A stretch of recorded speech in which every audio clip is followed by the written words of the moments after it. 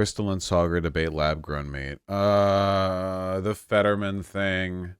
The Fetterman-DeSantis thing. At the same time, the segment everybody's been waiting for. Lab-grown meat. We really built this puppy up, didn't we? Let's put it up there on the screen. Florida, Ron DeSantis has banned lab-grown meat as other states weigh a ban. Free Quote, market. what's their beef with cultured meat? Good headline there from USA Today. Governor Ron DeSantis signed into law this bill which bans any, quote, cultivated meat because it is grown from animal stem cells. He says, take your fake lab-grown meat elsewhere. We're not doing that in the state of Florida. To be clear, the ban does not include things like Impossible meat, which is made from plant-based ingredients and is meant to protect cattle ranchers and the integrity of American agriculture. Now, critics have come after Governor DeSantis. It sure is cool that even today we still have like Gilded Age era businessman corruption where monopolies in the public market will just shake hands with politicians and go, yeah, can you ban our competitors? Could you just, I just want you to shut this down. It's basically just a modern version of like the fossil fuel industry, like shutting down, investment in alternative energy or vehicular transport or anything like that. Just can we do a monopoly? Saying that it goes against regulatory approvals that came in through the U.S. just a year ago. There's actually been a huge backlash, Crystal. You'll find funny to know amongst the technology community. There's a lot of venture capitalists who moved to Florida who are very pissed off. They are calling this anti-science and anti-tech. However, there have been I think I saw like Bezos invested a bunch. That's right. Bezos just invested a lot of money. This is the point against me. I shouldn't have brought that up.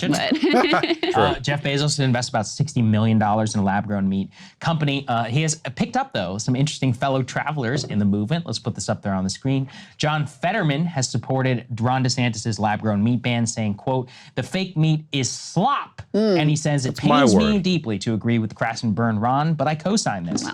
As a member... Picture of health, both Fetterman. I think it's very telling, by the way, that that Fetterman, when insulting Ron DeSantis, went with Crash and Burn Ron, which is something that a Trump supporter would use to make fun of Ron DeSantis. Like, there are lots of negative things that you could say about Ron DeSantis, but Crash and Burn Ron is almost exclusively the MAGA Trump supporter, haha, you tried to challenge Trump and failed thing. And DeSantis. Well, okay. Now, that doesn't necessarily mean anything. It says, as a member of Senate Agricultural Democrats and as some dude who would never serve that slop to my kids, I stand with American ranchers and farmers. So this is picked, I guess it's an interesting discussion which we wanted to have here about lab-grown meat, so I will at least give my perspective and my advocacy for the bill. Now, I think it is a fair point just to preempt any criticism. Like, why wouldn't you say this about factory meat? I agree with you. I think factory meat is poison. I was telling you, U.S. meat is actually banned in 160 countries because of a lot of the additives that we put in there. Many of the ways that we have in our meat supply, Tyson's Foods and all of this is repulsive and disgusting. And if you have the ability, I would genuinely urge you to not eat it. And yet there's no ban of those. And to try and either buy local meat, which is pasture-raised, organic, grass-fed, etc., from people who actually both treat animals well, harvest them sustainably and responsibly. I understand it's more expensive. Not everybody can afford it. That's part of the curse, though, has been factory and vertically integrated meat production here in the United States. Now, the reason I'm against lab-grown meat and all of this is I believe very strongly in a principle called the Lindy principle. This was, by Nassim Taleb, and the idea is basically like the longer it's been around, the better it is. And there is just something deeply dystopian and terrible to me about the ideas of like the future technology companies like these tech guys, Jeff Bezos and others, not just owning land where food production actually happens, but synthesizing meat. And this is a very logical art. I like how leading up into this, he was very reasonable. He was being very reasonable with like, oh, okay, so I think you should be like vertically integrated, local like pasture raised meat or whatever. And then then he transitions into I just think it's scary when a thing is new, I think that old things are good and new things are bad, leaving aside the fact that like the entire modern factory farming industry is like it's incredibly like contemporary, like this whole system didn't exist in the past. And then possibly, I mean, who knows what you're even going to put into it? I mean, just imagine. How can you just say, you literally just said that American meat production is disgusting and we put a disgusting amount of like preservatives and other crap into it. And then you're like, okay, but that's not banned, but we should ban lab grown meat, something that would actually be far more pure on creation for obvious reasons. What do you mean? And that's no excuse for banning it. Why would you ban it just because of that? Doesn't make any sense. Like, you would just want to, like, regulate it the same way that we do other food production so the FDA knows what's going into it, which should be pretty easy because it's literally all being done in a lab. Is this a culture war? This is a culture war thing. This is like the fascist rejection of modernity. You know, our current vegetables already are not even real vegetables. They're like genetically modified and they have all this crap. Wait, they're still real. Wait, what? They're genetically... our vegetables have been selectively bred to be larger and better for human consumption, but that doesn't mean that they have weird crap in them or whatever. They're just better versions of previously existing fruits and vegetables. Like, lest I get out the old watermelon painting, where a painting from like 300 years ago showed a watermelon as this, just having little bits of edible bit with like the huge seeds. And nowadays, it's literally just a giant orb of delectable fruit with a little, with like a rind around it, you know? Like, it's not bad. It's, you know, it's just, okay. Crap in them to make them last longer in the freezer car on the way from Chicago or whatever to over here. And I just feel like the more that we do that, I understand it's better for feeding 8 billion people at scale. So I'm not going to criticize it, I guess, in that way. But you are. Wait, I don't understand. What is this thing where you like bring up things that you have some irrational disgust towards, but then you're like, oh, but that doesn't matter. I don't understand. But I don't think it is healthy, and moving more in that industrialized food. How is that not healthy? People getting to eat is healthy. It's healthy to be able to eat. We need to be able to feed. You just said we can't feed 8 billion people without this, which is true. Then why, like, we need to do it. Food way, and it's also stripping away, you know, the tradition and I think the benefactor of cattle ranching and trying to move to a pre-1960s food market, which I would like to see. I'm supportive of the measure. Okay. Anyway, then why don't you want to ban factory farming? So yeah, again, we have like the inept appeal to traditionalism. 1960s style meat production would see the cost of meat soar astronomically. And by the way, meat used to be more disgusting than it is now. You know, the jungle, like modern day factory farming, as bad as it is subject to significantly more regulation than it used to be. People, like, sickness used to spread all the time through poorly treated or maintained or refrigerated meat or any other food product, you know?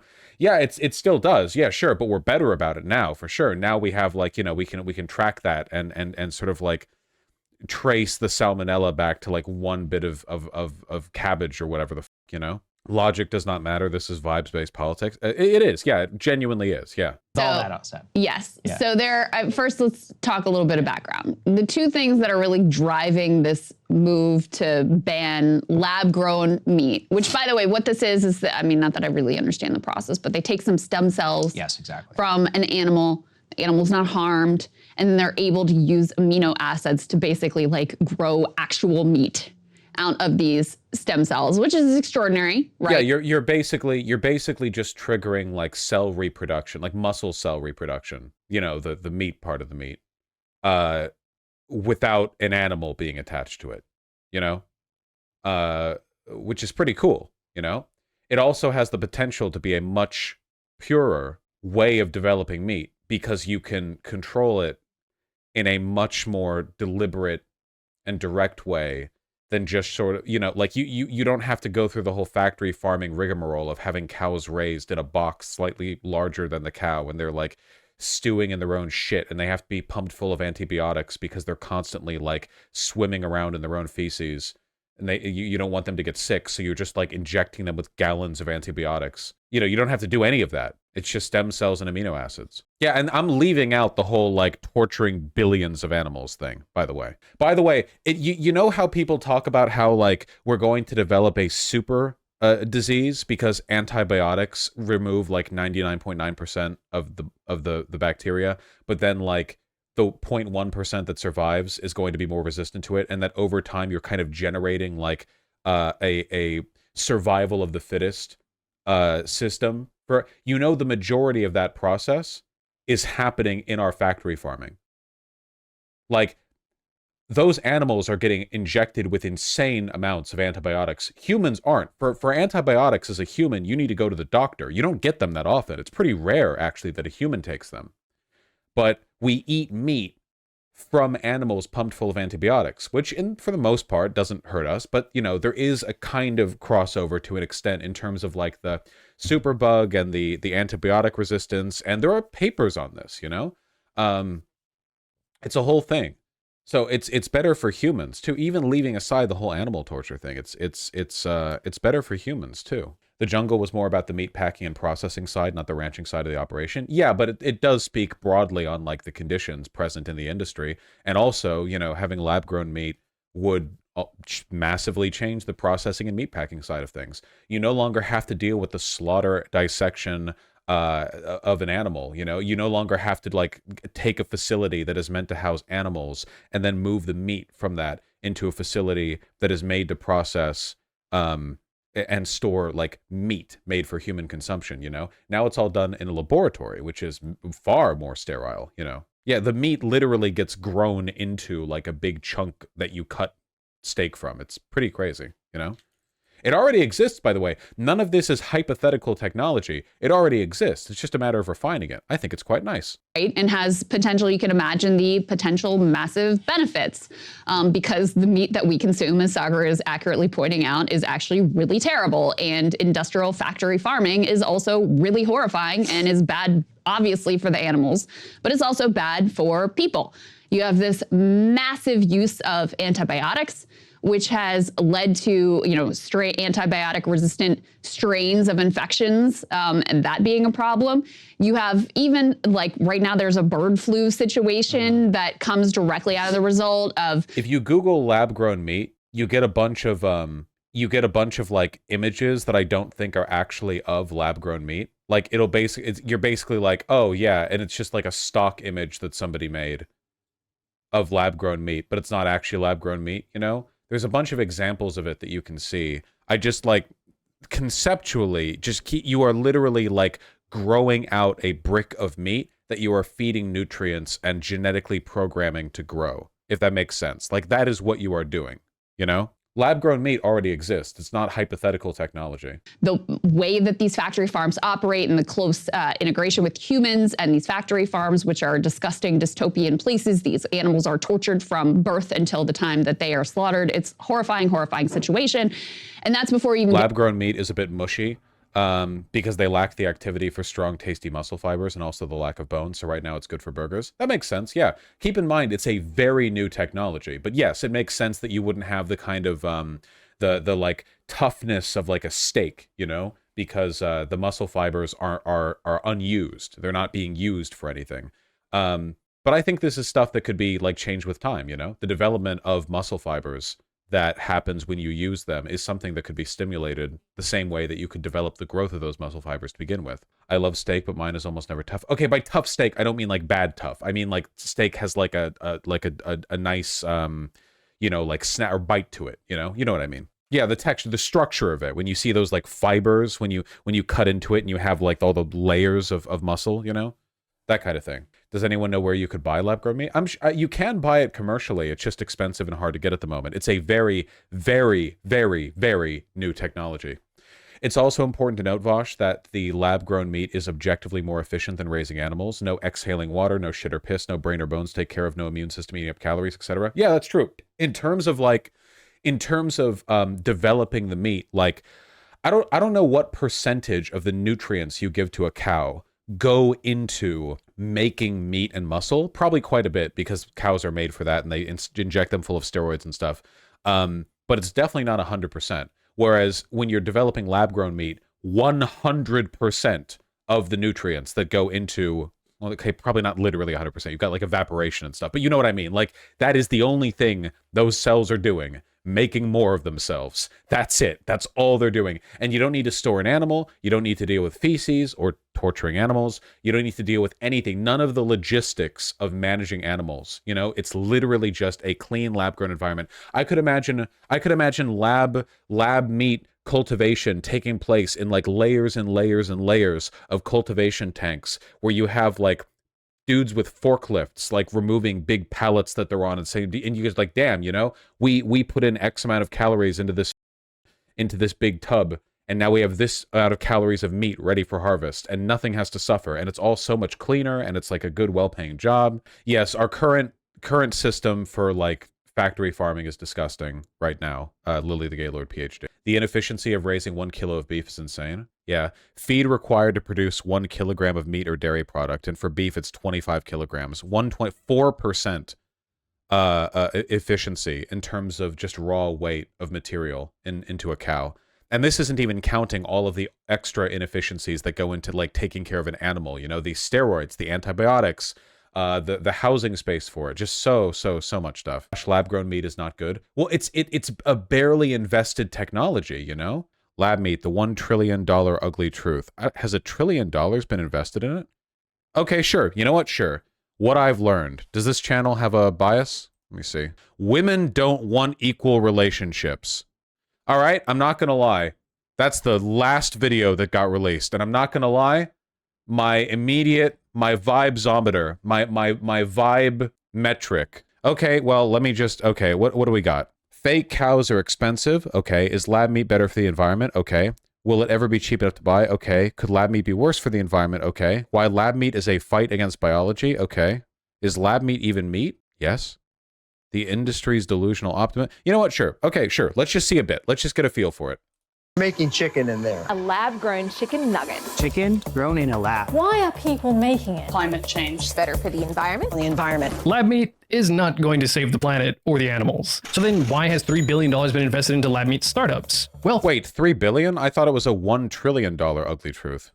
To understand the full picture, we'll first have to take a look at the science of why scaling lab meat is not practical at all. Second, we'll look at why no one will be able to afford it. Here, Investors are being... It's incredibly unsustainable, but we figured out a way to solve it, and we're going to have to do it if we want to continue living Better for the world. Instead of a whole cow seemed to be way more efficient. But then I started looking into it. Just a steak instead of a whole cow seemed to be way more efficient. But wasn't it 4% of the calories that go into a cow get turned into a kilogram of steak?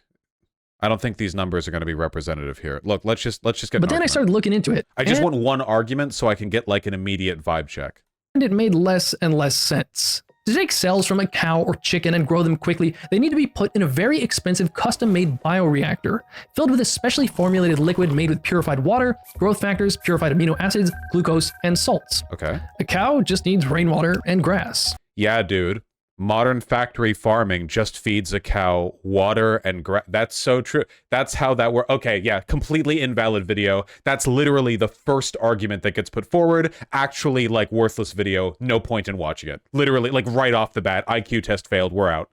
Yep, that's so true. Get into the climate impact. Okay, so that's number one. Number two, as I was beginning. Yeah, that too, Gala. Like literally, like the idea, like the modern cow that you eat, like when you go to a restaurant, is being raised entirely on rainwater and grass, not, you know, being kept in a gigantic specialized facility that needs to like pump them full of steroids and antibiotics and give them feed and like gives them water trophs and everything and like take care of all the shit they pump out in a specialized slaughtering, blah, blah, blah, blah, blah. And it's not even 40%, 60%. There's also a great deal of inefficiency, calories spent on brain activity, on like growth, on reproduction of blood cells. Like there's so much. Oh my,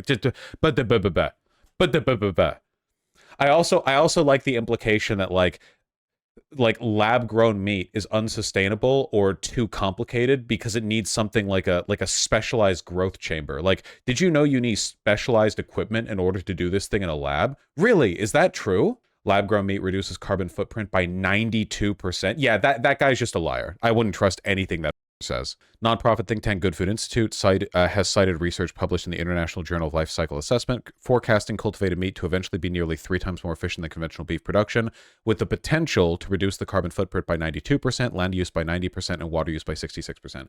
Considering how much of America's land is entirely dedicated to growing food for meat production, you know, and the meat production itself, this would be huge. This would literally be opening up like billions of acres of real estate that could be settled and used for something useful other than just like contributing to the systemic torture of cows. Feed to useful calorie consumption of 1.9%. Holy energy efficiency of meat and dairy production for beef 1.9%. So for every 1,000 calories you put into a cow, you get back 20 calories of beef.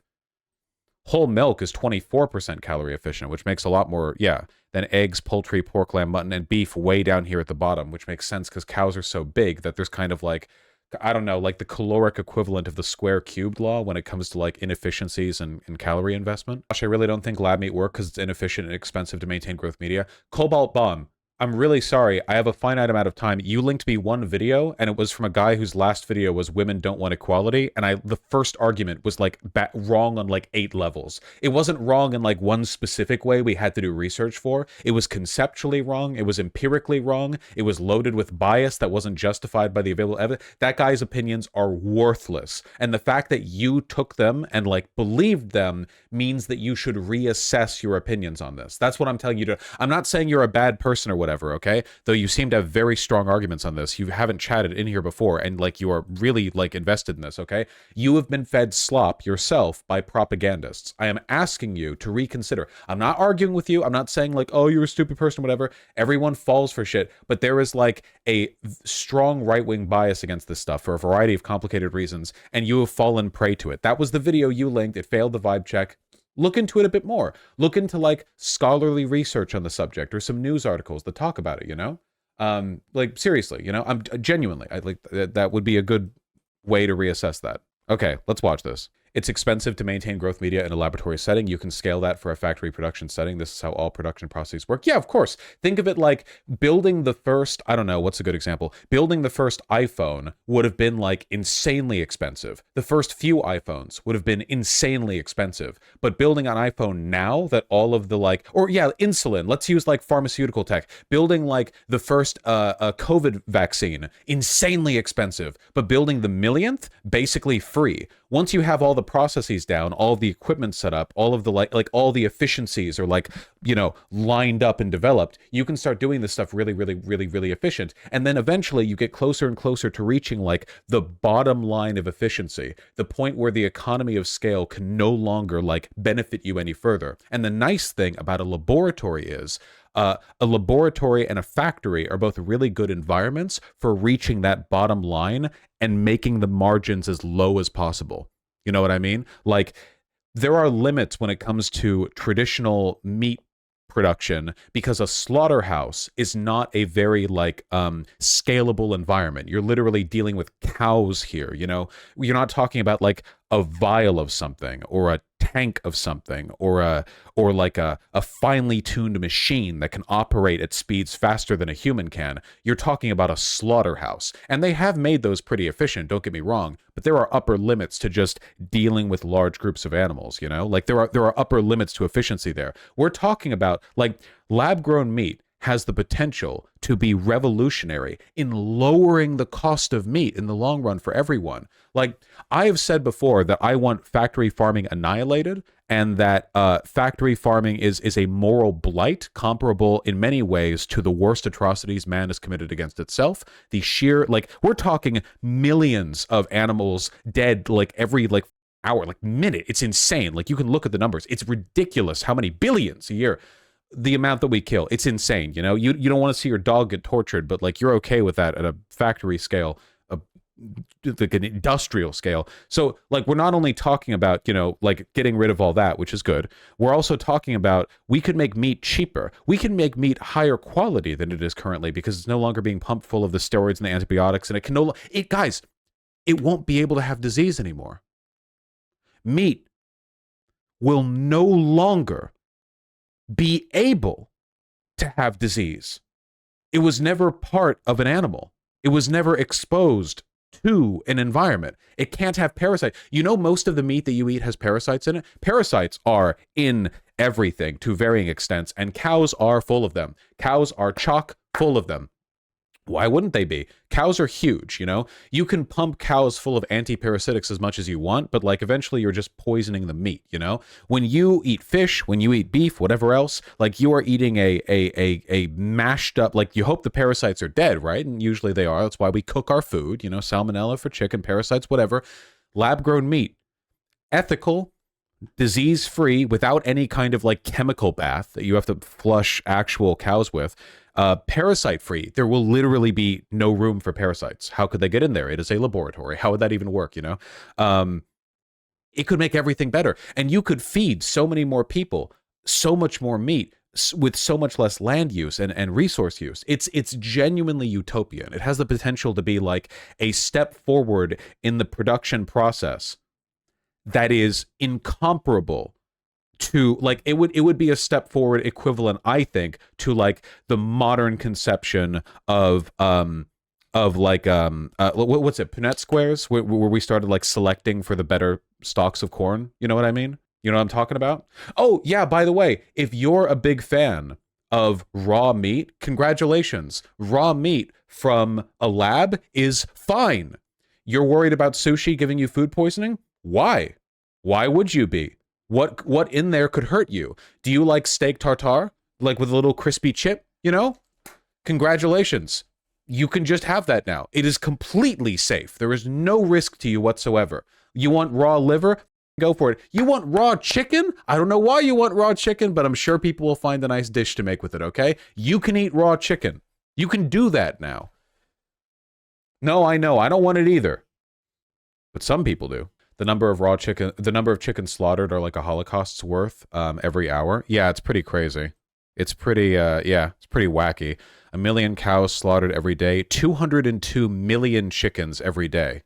140,000 chickens are slaughtered every minute. They're literally like pushed through a feed tube and like ground into mulch, like always. Can they make different parts of animals like ribs or chicken legs? Yeah, it just depends on the stem cells that they source it from. You know, if you get the stem cells from like one part of the body and tell them to grow in a certain way, then they'll do that, you know, or other ones. Can we make human meat? Yes, we can make human meat, but I doubt the legislators would be down with that one. This is bacterial contamination of meat. A total of 40 samples from city slaughterhouses were used in this study. Most of the samples were contaminated with E. coli, 32.5% positive samples, and S. aureus, 20% of positive samples. Salmonella in 2.5% of meat samples, antibiotic residue found in 15% of the samples. When was this from? 2019. So that's the meat you're getting today. This is from Indonesia. Oh, this is from Indonesia. Could we get a study on America? If you think America is free from this problem, then trust me, you're completely wrong. Let's see. Vets testing ground beef sold where dairy cows were stricken by bird flu. Oh yeah, don't get the bird flu epidemic. Oh yeah, right. Literally right now, in late April, there was a big new bird flu scare coming from cows, which is confusing. Why is it called bird flu if it's not in chickens? Very confusing. I don't like that. Yeah, that just happened. Wouldn't have to worry about that from lab-grown meat, you know? I think this scare ended up being a nothing burger, thankfully. So that's nice. The H5N1 virus, yeah. To produce 1 pound of beef, you need 18,000 gallons of waste, equivalent to 7 years of drinking water for the average person. Yeah, it's pretty wild. It's pretty wild. Oh, 1,800 gallons, not 18,000 gallons. You added an extra zero there. 8 by 10 inches, the amount of space in which battery-caged egg-laying hens spend their entire lives unable to spread their wings. 2 feet by 6 feet, average size of a gestation crate in which breeding pigs spend most of their adult lives. Yeah, I don't want to get into the whole factory farming thing. It's literally just like, here, 41% of U.S. land in the 48 contiguous states used for livestock pastures and range and animal feed production. Like, all of that land waiting for lab-grown meat is just techno-optimism. Oh, I'm not waiting for it. I think that factory farming should be banned. Like fully, but I know that's not going to happen. But yeah, I do advocate for that fully. Map of the land use, it's insane. Yeah. Vosh, I feel it's worth mentioning that the entire point of livestock throughout human history was to use them as an engine that turned food we couldn't eat, grass, into food we could eat, beef. But we haven't done that for decades. Now we feed them corn and shit, i.e. foods humans can already eat, because basically the entirety of the US has already been optimized into farmland instead of grazing land. Yeah, thermodynamically, it doesn't even make sense. What do we do about the chickens and the cows? They don't live in the wild. Look, okay, after we end all factory farming, we can still have designated cow zones, okay? And those will just be, you can find them along like rural roads, and they will be big fenced-in pastures where cows will just get to chill forever, okay? That's what they'll get to do. And same with chickens, okay? Like, they won't serve any purpose. They won't do anything.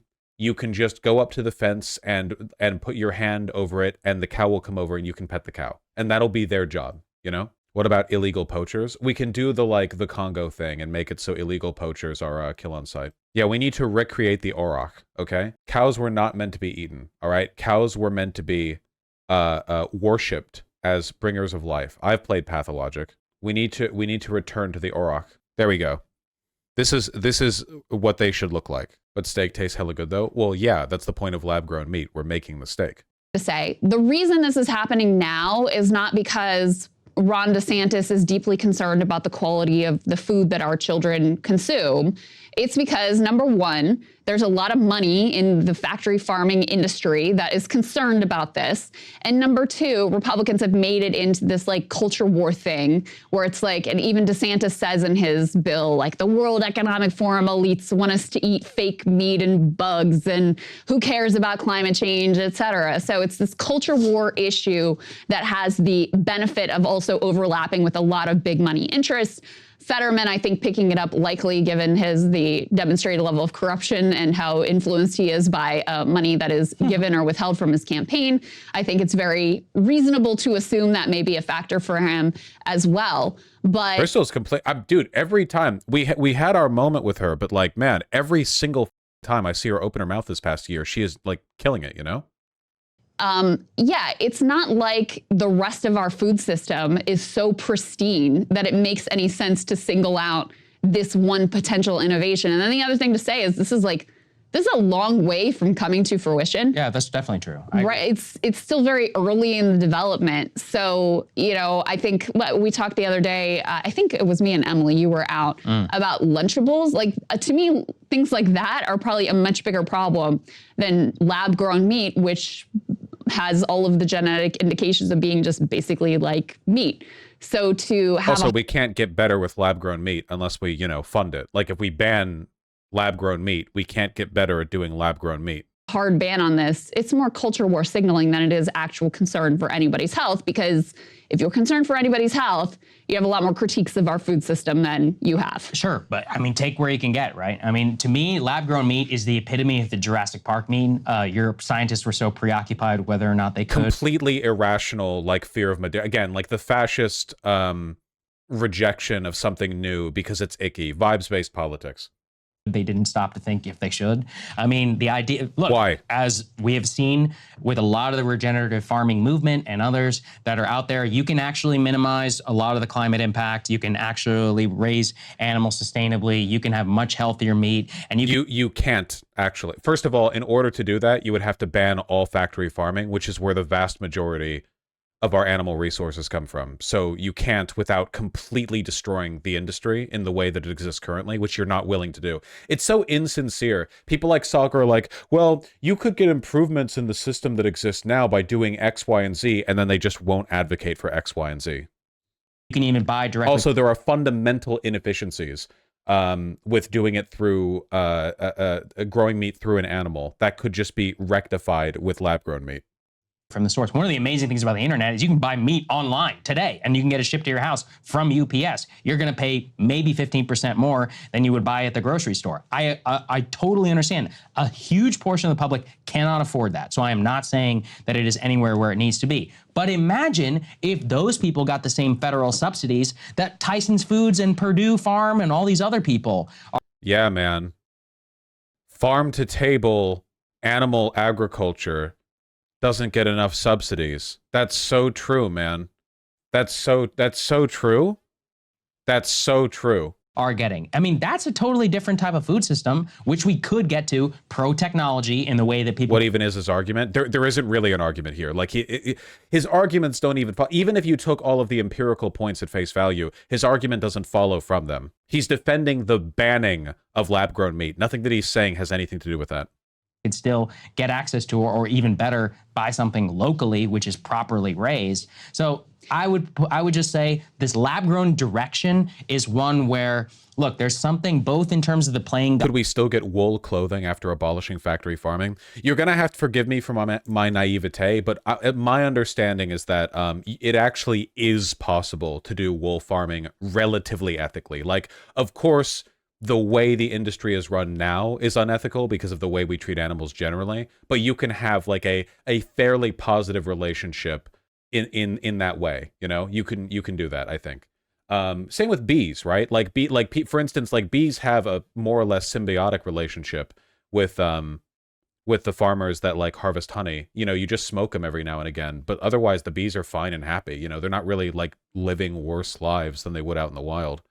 It's actually unethical to not shear sheep for wool. The same with milk, right? Because cows need to be milked, but we bred them to be like that, right? Like cows and sheep used to be able to exist on their own in their older versions without needing humans to milk them or shear them. So, you know, maybe a little bit more genetic alteration would be good in the long run to make them slightly less dependent. But you know, whatever. Yeah, same with eggs to an extent, I think.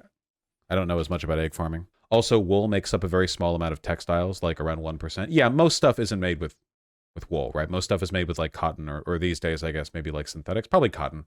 Cotton's kind of like a miraculous fiber. It makes sense that a lot of stuff would be made with cotton. Oh, that's gross as hell, Skynet. Yeah, I get that, Emma. I'm just saying it could be done really well. Okay, so cow milk is bad. Okay, gotcha. Got to use almond milk or whatever.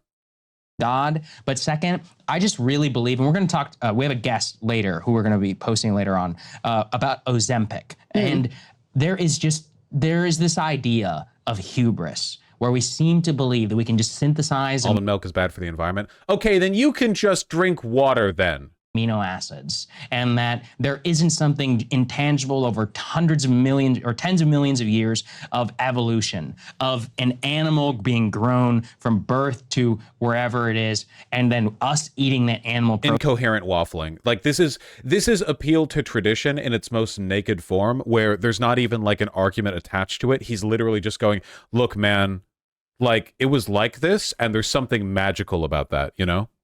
Protein that can just be synthesized through a tube into something that we're going to eat and is going to give us all the nutrients that we could ever possibly want. There's no, history of medical science that shows you that, like Western medicine itself right now, if you were to ask me how to fix a bone, they know how to do that.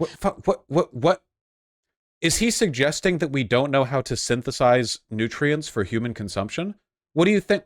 You know that most of our citric acid we generate like artificially now, right?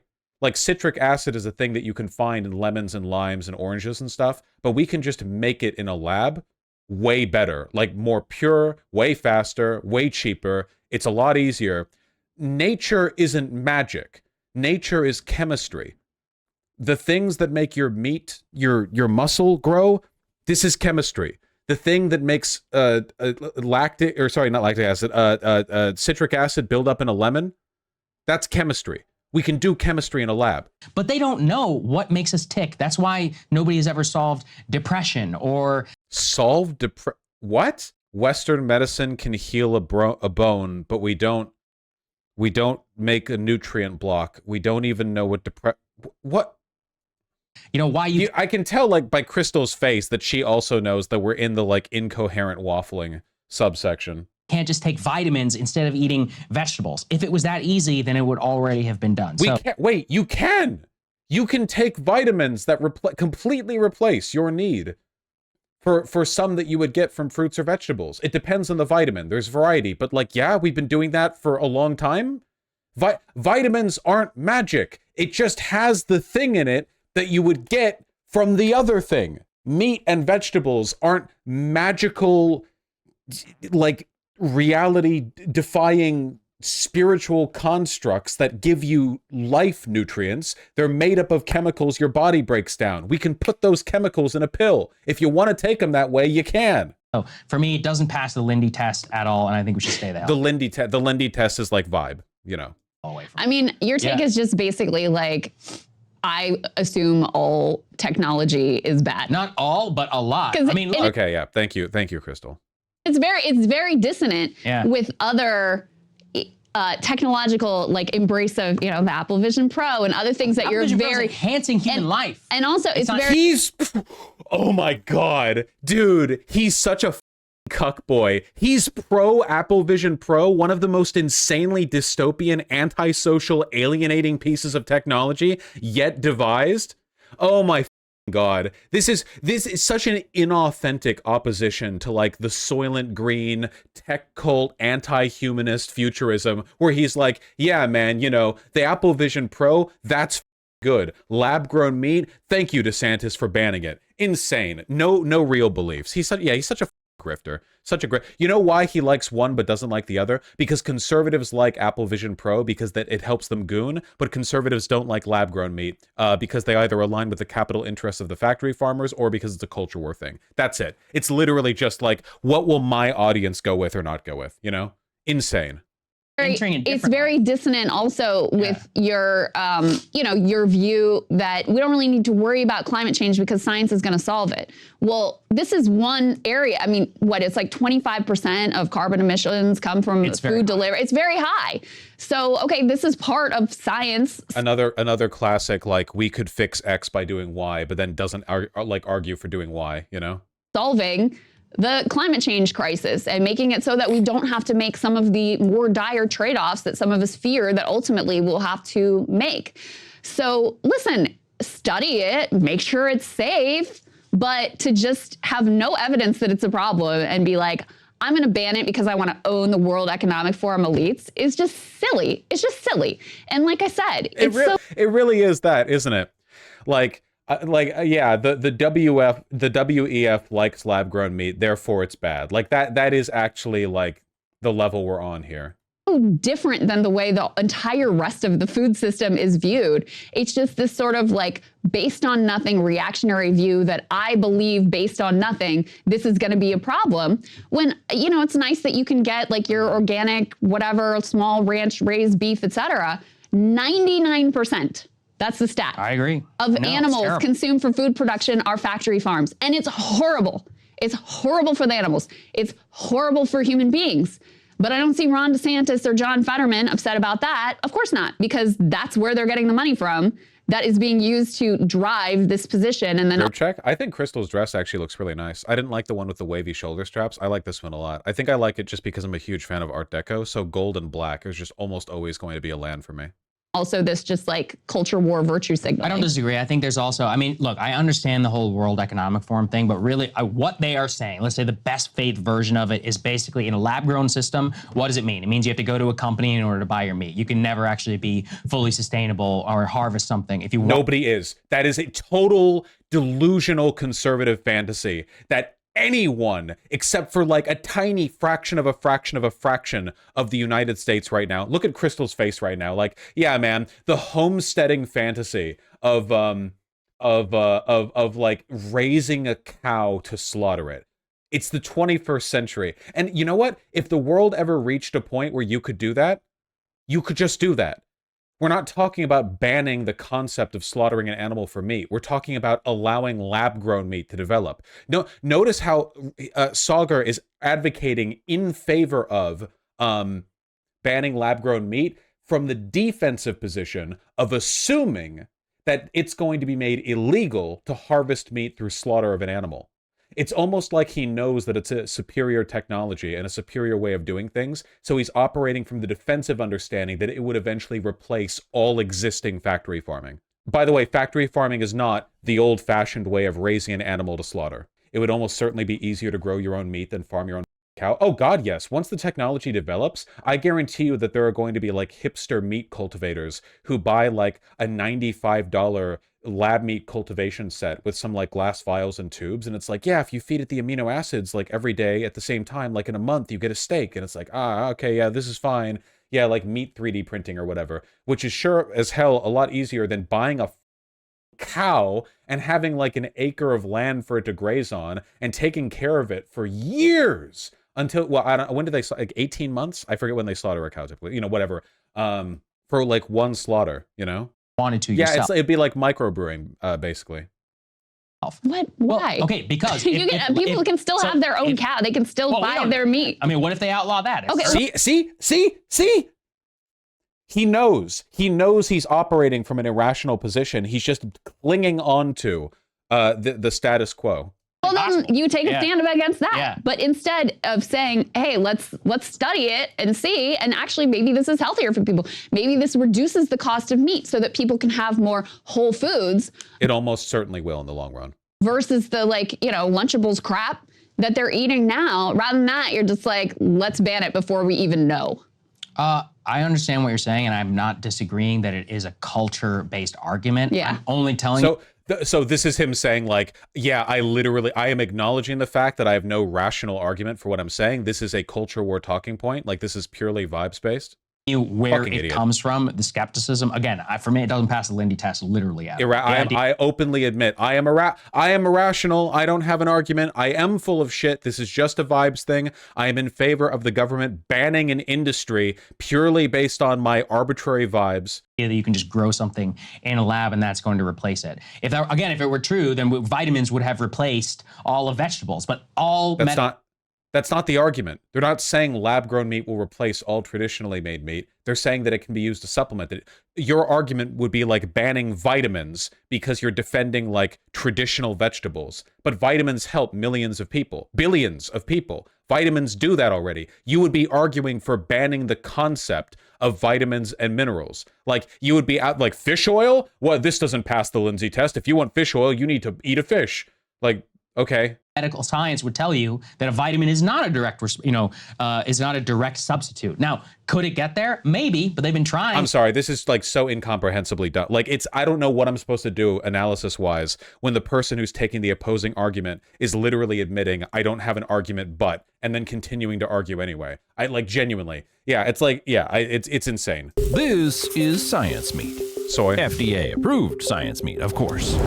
It was grown in a vat instead of inside an animal's body, and I'm about to chow down on it. It's right next to San Francisco.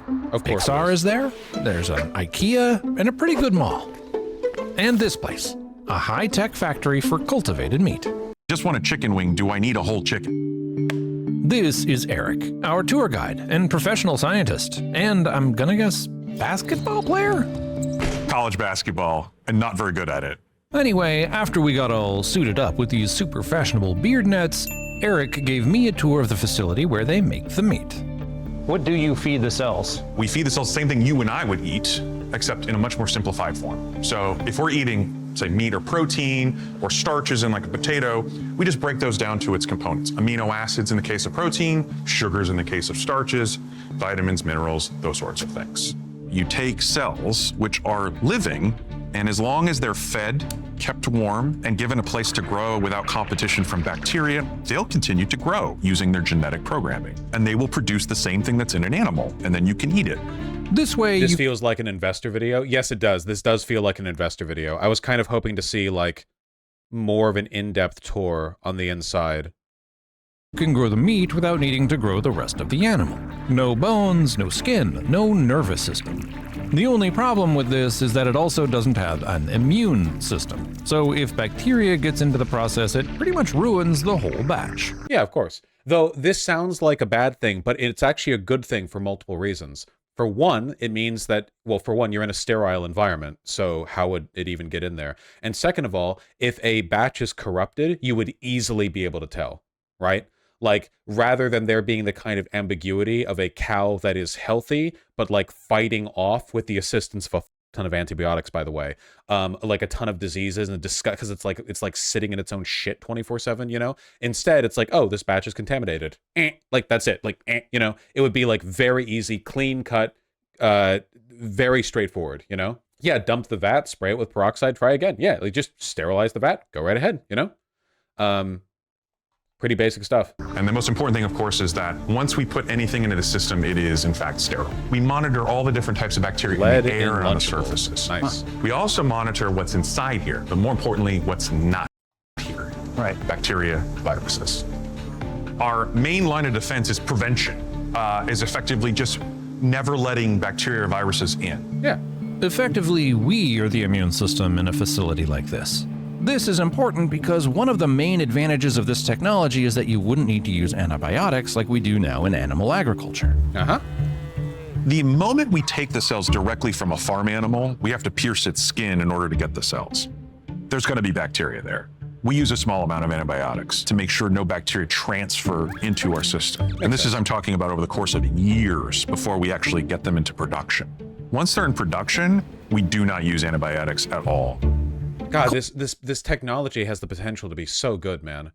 So good. We're mostly talking about beef here, but it seems like this is a chicken. So they just made... Our chicken breast meat has intentionally some dark meat character added into it on purpose in the form of connected. Dude, you could do so much crazy stuff with different cuts of meat with lab-grown synthesis as well. You could make crazy, interesting types of meat that would be like really cool, I think. I don't know. Like right now we're kind of limited to what meat we can eat. Like there are only so many animals that we eat regularly, right? In terms of factory cultivation. You can eat crocodile or kangaroo if you really want to, but like for the most part it's like chicken, lamb, beef, pork. Yeah, pork. Yeah. But you could do all kinds of crazy stuff. Tissue that prevents it from overcooking, and I think it sort of redeemed it. Expect it to? As me. But it tastes and feels just like the meat I've known all my life. It's somewhat weird that this bleeding-edge food technology is all about trying to replicate a familiar experience. If they succeed, it'll be indistinguishable from what you already know. So, what would the future look like with this technology? That's really cool. Yeah, okay, sorry. We've been on this one for a long time, but I really do believe in lab-grown meat, you know? Like any opposition to it, whether it be from DeSantis or from Fetterman, is just outright demonic. Like it's wrong on every level. It's wrong on a human level. It's wrong on a it's wrong on like an animal ethics level. It's wrong on like a bioethics and like virological or virology. Yeah. Epidemiology. You know, it's just bad on every level. It's you should be in favor of this technology developing. It's thermodynamically superior, you know. This isn't a joke. Can dino meat be a thing? I don't really think we don't have living dino cells we could replicate. Like, I mean, I'm sure you could like alter existing cells to try to do something wacky and be like, yeah, this is like what a dino would be like, but we don't have the cells to clone. You know, Jurassic Park isn't real at the moment, I'm afraid. Mammoth meat is a thing. Yeah, because we did have mammoth cells to work off of, didn't we? Because mammoths died out like not that long ago. Purely on just the psychological impact of slaughterhouses and factory farmers on workers is insane. So many suffer from PTSD or other mental health issues. Yeah, because it's horrible. The research reviewed has shown a link between slaughterhouse work and antisocial behavior generally and sexual offending specifically. Mental health disorders, coping mechanisms, crime perpetuation, violent supportive attitudes. Yeah, it's not good. There has been increased media coverage of the slaughterhouse industry as a result of the dissemination of online videos showing slaughterhouse staff abusing animals. Examples include using animals as a surface to extinguish cigarettes, decapitating animals and ridiculing their dismembered bodies, and inflicting abuse on animals as a form of game playing and entertainment.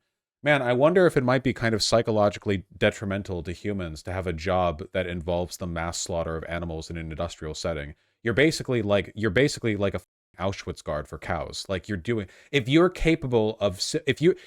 as a human are capable of empathizing with an animal, which all healthy humans should be able to. Do you love a dog? Do you love a cat? Like your job here is Auschwitz guard for cows or chickens or whatever. So either that kind of job attracts those kinds of people or it makes those kinds of people. There's a reason why a lot of human serial killers start out by torturing animals. Aren't there some countries where you're only allowed to work for a certain amount of time in a slaughterhouse during your whole life? Yeah. The basically like this work is so inhumane and so damaging to the human spirit that you like shouldn't be allowed to have this as a lifetime job. You're not allowed to kill your own farm animal in the UK for this reason? Really? I didn't know that. I didn't know that was a thing. I had a friend who worked in a slaughterhouse and it really genuinely fucked him up permanently. Yeah. Anti-gag laws are really... Oh, yeah. And on another level of this, by the way, there have been systemic efforts to pass laws to make it impossible and illegal to take photos of the conditions in these slaughterhouses. Like, there have been laws passed like, no, you can't do any The Jungle, Upton Sinclair shit. You cannot go in here to... Like, that is not lawful to do it because they're so horrific inside. Yeah. Ag-gag, agriculture gag laws emerged in the early 1990s in response to underground activists with the Animal Liberation Front movement. In Kansas, Montana, and North Dakota, state legislators made it a crime to take pictures or shoot video inside an animal facility without the consent of the facility's owner. How is it not unconstitutional? Some of these laws have been overturned as violations of the First Amendment, but they still exist to some extent. Australia, Canada, France, the U.S. It's not just the U.S. But yeah, that's why the footage in those horrible documentaries comes from whistleblower employees, not journalists or the public. Yeah. They're trying to like clamp down as much as possible. They probably have you sign like NDAs pretty frequently if you work in there as well. Why do you think it is hunters don't tend to develop the same psychological issues as slaughterhouse workers? Because like a hunter is to a slaughterhouse worker what like a random soldier is to an Auschwitz guard. There's a huge difference, I think, between like going into the forest, shooting a buck, and then bringing it home. You know, like psychologically, there's a huge difference between that and literally just like overseeing thousands of animals being like shot in the head a day. In like a big meat factory, you know? Factories dehumanize. That's literally the thing they do. But isn't it that most of them need a job and it's a huge job source in certain states? I mean, that's the case for like all bad industries, right? You know? Yeah, there is a difference between professional hunters and like Aristo Ivy League trust fund hunters who want to fly over to Africa to like shoot a giraffe or whatever. For instance, in 2007, an undercover investigator from the Humane Society of the United States visited the Hallmark Westland Slaughterhouse in Chino, California, and filmed downed cows too sick to stand up being dragged by chains and pushed by forklifts to the kill floor. A large meat of that slaughterhouse had been consumed through the National School Lunch Program, and the footage compelled the U.S. Department of Agriculture to announce what was at the time the largest meat recall in U.S. history. And that was, by the way, from an activist. That could be happening to slaughterhouses all over the country right now, and they make it illegal. They try to make it illegal to leak that. The investigation revealed cages full of dead hens rotting alongside living hens who are still laying eggs for human consumption. The investigator documented standard practices such as painful debeaking without painkillers and tossing live birds into plastic bags to suffocate, along with other behavior deemed sadistic and malicious. Yeah, I agree, Benjamin. Like every slaughterhouse violates the law. Like even the tiny amount of laws we have protecting animals now and protecting the consumer, like the slaughterhouse is an engine designed to violate those laws, you know? All right, we got to move on. We're halfway through the stream, and almost all of it has been dedicated to this topic. Not that I think this topic is unworthy of the attention, just, you know. 2 days ago, Slaughterhouse Cleaning Company fined $649,000 for child workers. That's great. Some as young as 13. Fayette Janitorial Service had employed at least 24 children cleaning slaughterhouses. The company stated that its goal remains to ensure a safe and compliant work environment for all of our employees. I believe them. Miners were used to clean dangerous kill floor equipment such as head splitters, jaw pullers, meat band saws, and neck clippers, the Labor Department said in a February news release describing its findings in the investigation. Instances of illegal child labor have been growing in recent years, and other contractors have been fined over employing minors. Nice.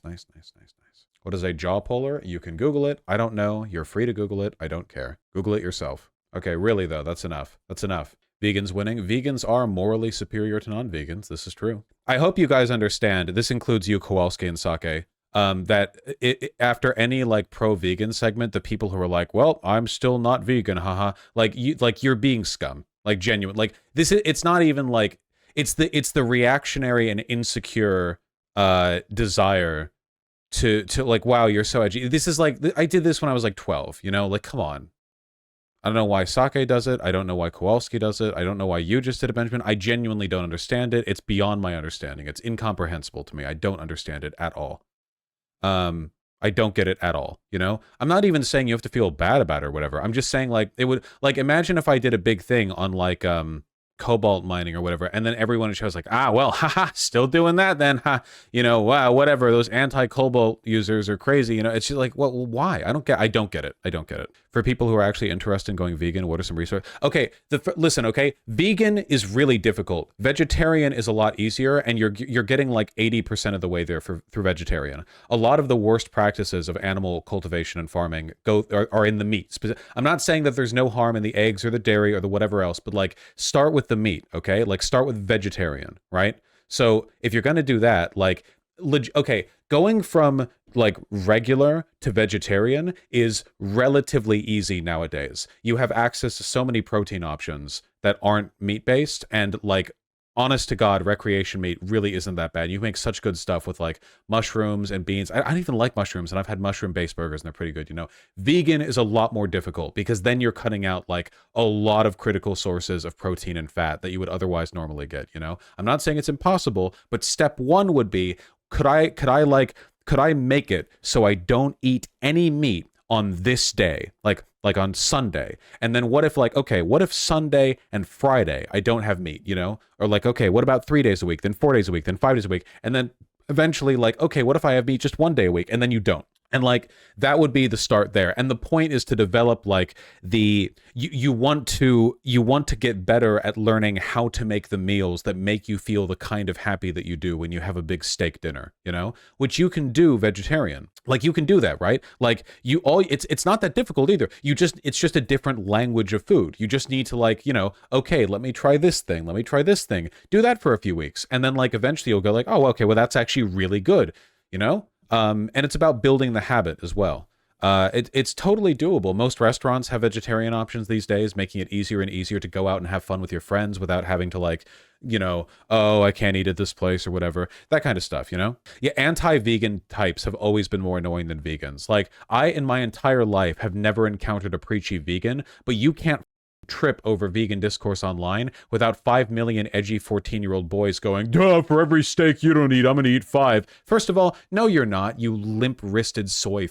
You're not eating 5 steaks for every steak they don't eat. That doesn't even make sense, okay? And second of all, what is this insecure, it's fundamentally reactionary. It's the same, emotional impulse that drives people to perform their racism or their sexism. Oh, you're woke? Haha. Well, I'm anti-woke. It's the same thing. It's exactly the same. No differences. It's just on a subject you feel comfortable exhibiting that behavior on.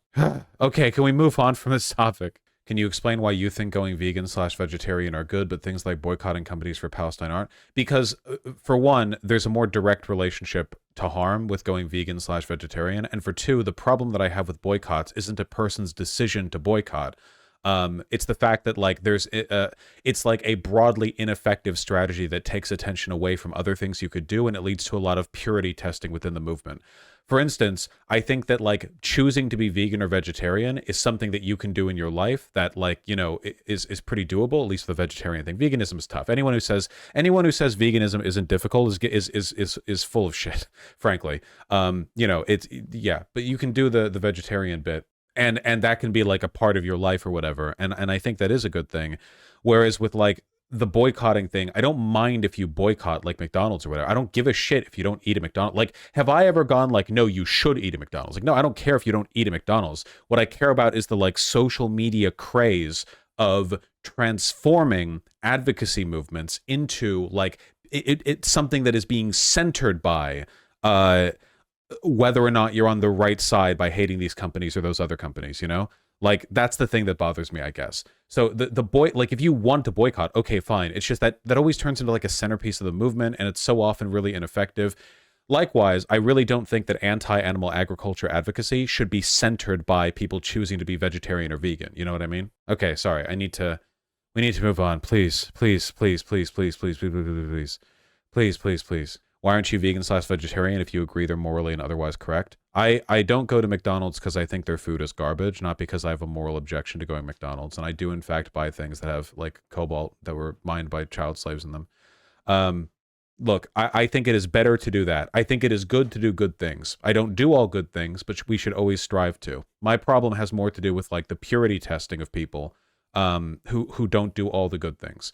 I talked about this a lot more back earlier in my channel, but there is always this self-destructive and seditious intention from some people, I feel, to take what should be a good moral decision and to make it into a fulcrum to purity test others, and in a way that almost always destroys the movement. I don't think that progressive advocacy has ever been improved by beleaguering people into making better consumptive decisions, with some very specific exceptions. I would have to think about specific exceptions to this, Does that make any sense? I think that for the most part, it's you encourage people to do good. You try to do the good you can. Nobody's going to do good in all ways. I drive a car rather than biking. I eat meat, though honestly not that much, really, realistically. I'm a pretty lean pretty hard in the beans and rice lately. Purely for dieting reasons, frankly, but stuff like that, and it's the littering thing as well, right? To an extent, I don't think people should litter. Obviously littering is bad. But it's also there's a broader systemic issue to focus on. It kind of all feeds into like the individual consumptive decisions versus the broader systemic change. It would be a lot easier for everyone to be vegetarian or even vegan if we just got rid of animal agriculture, you know? And to that extent, that's kind of like the goal, I feel.